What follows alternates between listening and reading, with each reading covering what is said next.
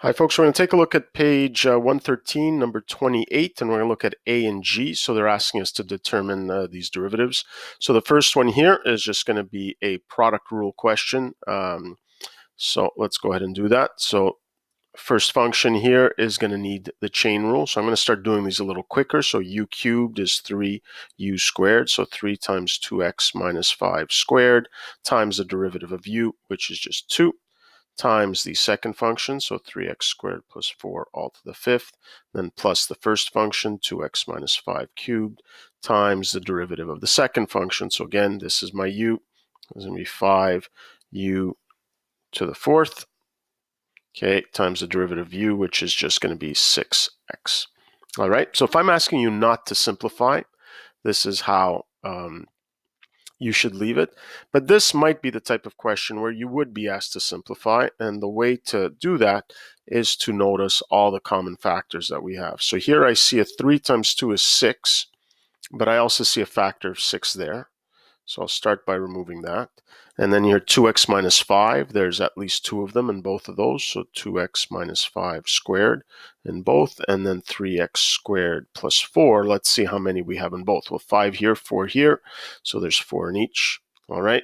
And so now what's going to be left over should be much simpler to work with.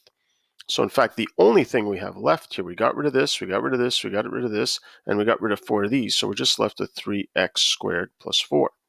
All right, so let's see what we're left with here.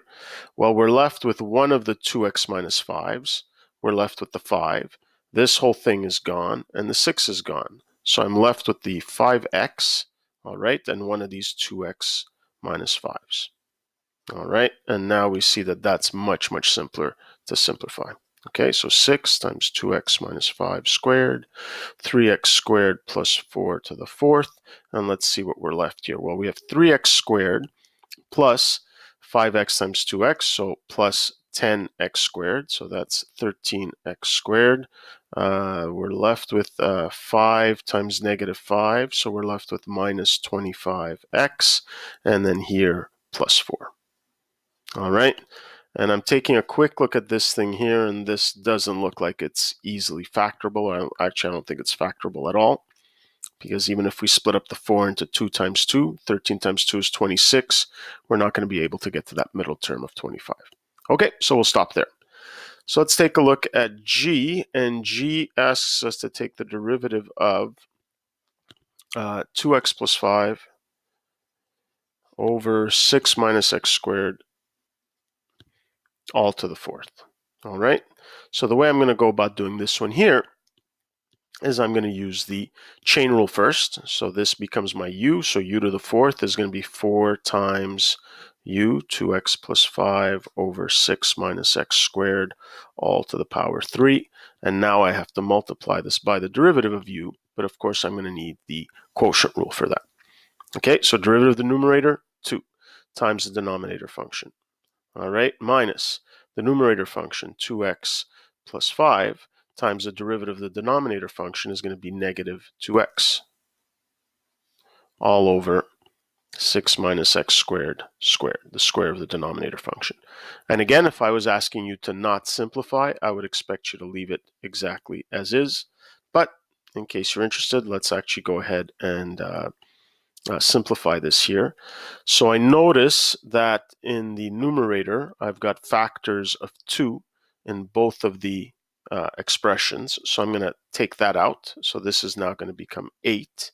I've got my 2x plus 5 cubed. Now you might be wondering, why am I splitting this up?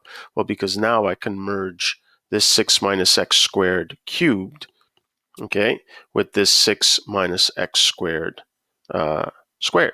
All right, so what does that leave us with in the end? Well, this is cubed and squared, so it's going to be to the fifth. So 6 minus x squared to the fifth.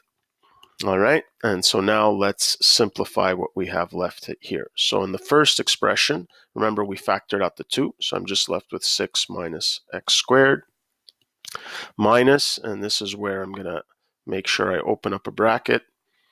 All right, so minus here, the 2 is gone. So it's going to be negative x times 2x, so minus 2x squared, And then here we have negative x times 5, so minus 5x. Okay, could have probably done that a little faster in one step, but do it in 2 steps. So again, we have all this stuff. All right, and let's see what we're left with here. Well, we have negative x squared plus 2x squared, so that it's x squared. Here we're left with a plus 5x. And here we're left with a plus 6. Oh, so we're actually left with something that's going to simplify even further.